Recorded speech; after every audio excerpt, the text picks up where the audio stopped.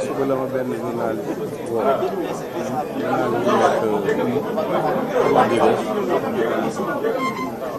site boobu Dakaractu booy boobu ni ma jàppale la li ma bàyyi woo ñëpp bari ko ñun war nañu ñëpp déjà waaye gis nga day wax rek mais contexte bi moo ko laaj mais c'est ñetti grands organes woon nañu waaw s'il vous plaît on peut démarrer. S'il vous plaît. Hein? S'il vous plaît, écoutez, votre attention, s'il vous plaît.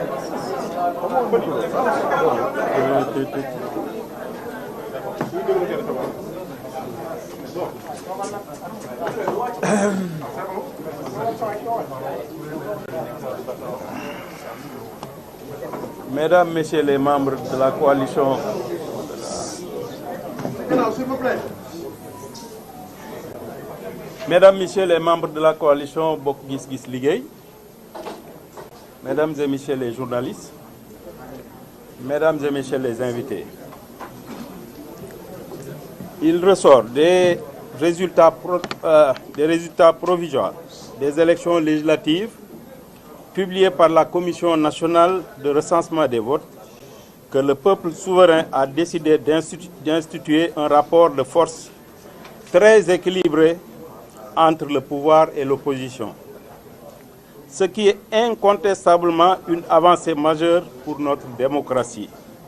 Ce faisant, le peuple a prouvé une nouvelle fois à la face du monde sa maturité et son attachement à l'approfondissement de notre système démocratique. Nous devons en être fiers et respecter ce choix des électeurs qui, souverainement, ont décidé de rééquilibrer les forces politiques en présence. Toutefois,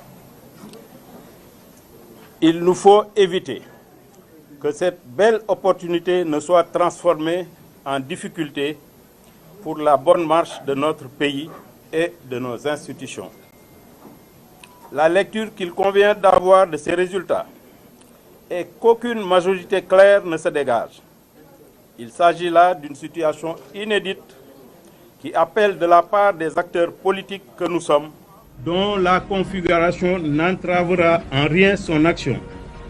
Le président de la République serait amené à gouverner par ordonnance, ce qui serait manifestement un recul préjudiciable à notre système démocratique. Le cas échéant, qu'on le veuille ou non, l'Assemblée nationale se transformera non pas en contre-pouvoir, mais plutôt en un goulot d'étranglement à l'action du président de la République et de son gouvernement. Face à cette sombre perspective qui pourrait donner lieu à une crise institutionnelle sans précédent, à toutes sortes de blocages et peut-être même à des tentatives de prise de pouvoir par des canaux non démocratiques dans un contexte où notre pays fait l'objet de toutes les convoitises avec les découvertes de ressources pétrolières et gazières sur notre sol, j'ai pris en toute responsabilité, après mûre réflexion, la décision de joindre le groupe parlementaire qui sera mis sur pied par la coalition présidentielle Benno Bokk Yakaar.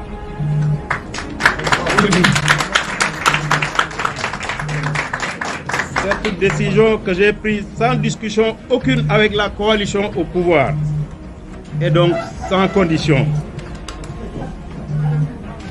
Sans condition et simplement motivée par le souci d'éviter à notre pays la situation que je viens de décrire. Je pense qu'il était donc de mon devoir, en tant qu'acteur politique attaché à la bonne marche de notre État, ainsi qu'au fonctionnement correct de nos institutions, de prendre une telle décision après en avoir discuté avec mon parti et toutes les composantes de la coalition Bokk Gis Gis Liggéey qui l'ont approuvé. J'ai tenu à en informer solennellement les Sénégalais à travers une déclaration et les invite à avoir une lecture lucide de la situation sans précédent afin qu'elle ne débouche pas sur une crise institutionnelle que nous pourrions tous regretter. Mesdames et messieurs, c'est là la déclaration que je viens de vous lire et la décision que j'ai prise personnellement, sans aucune influence, sans aucune pression. Je suis resté une semaine sans téléphone, sans contact extérieur, pour réfléchir. Et après mûre réflexion, pour éviter à notre pays, qui se trouve dans un environnement sous-régional caractérisé par des coups d'État, j'ai pris donc personnellement, en toute responsabilité, comme je viens de dire, la déclaration que je viens de vous faire part. Waaw.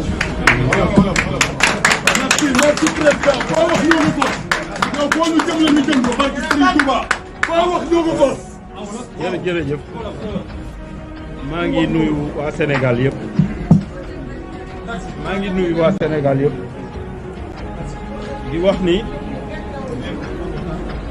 Di wax ni dañu jóge ci ay élections. mu nekk une situation boo xam ni musul am ci réew mi waaye ñu war ci kañ le peuple sénégalais parce que en définitive le pouvoir appartient au peuple moo koy jox ku mu ko bëgg a jox kon situation bi am kenn ku ci nekk war nga ci am lecture pointue jéem ko analyser froidement mais sans sentiment. Parce que notre pays aujourd'hui est à la croisée des chemins. Nous devons, nous, classe politique, war nañu jël suñu responsabilité. Man nag bu fi tolloo damay jël sama responsabilité. Ndaxte ñu bari ñi ngi naan cohabitation. Il faut bien réfléchir. Sénégal fi mu toll xam ngeen ni cohabitation mënu fi am. Blocage institutionnel moo fi am. Salaire yi bloqué économie bi taxaw réew mi yëpp sonn mën na déboucher ci lu nekk te bu boobaa ñi jëluloon seen responsabilité ñooy responsable man nag damay jël sama responsabilité maa ngi ñi ma àndal ñëpp parce que lii may wax ñoom waxtaan naa ci ak ñoom consulter naa ay responsable du parti mais jotewuma dara ak pouvoir xamuñu ni ñoom itam li ngeen yëg la ñu yëg tey waxtaanaguma ci ak ñoom mais sama voix assemblée dinaa jàppale ñee pour mu bañ a am blocage au Sénégal dinaa ko def xooluma ci dara sama réew laay xool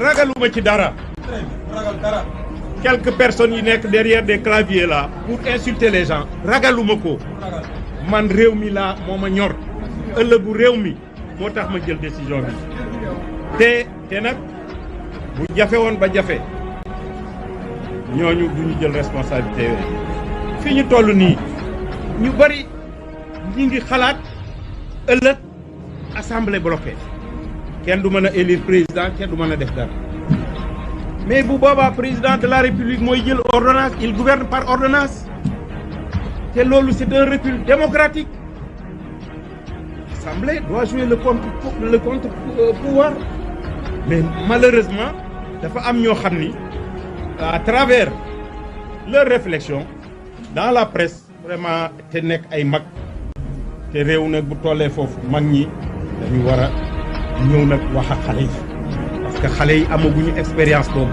seen bëgg-bëgg rek la ñuy jiital defe ni loolu la fekk du loolu mooy yàq réew mi kon nag Sénégal ñun ñëpp ñoo ko bokk am na ñu naan du côté du peuple. Quel est le côté du peuple? Le peuple qui a donné 82 députés à Macky Sall. Et ces gens-là, qu'est-ce qu'ils ont fait pour le peuple? Man, depuis longtemps, bi ma amee 25 ans ba tey, je suis à côté du peuple. lu ma am bokk ak peuple sénégalais.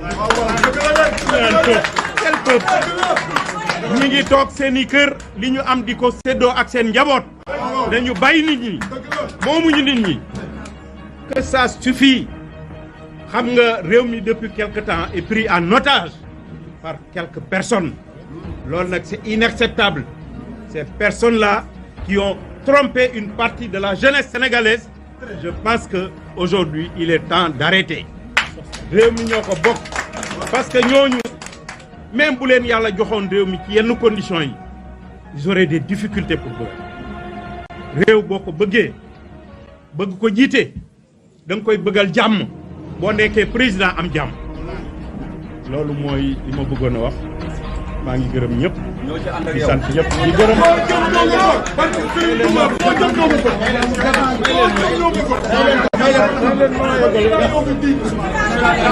maa ngi gërëm ñi ma àndal nag ñi ma àndaloon ci coalition bi Aliou Sow Massaly ak tous les militantes et militants de Bokk Gis, tous les sympathisantes et sympathisants du parti kon wasalaam maa ngi leen di gërëm yéen journaliste. C'est un point de presse.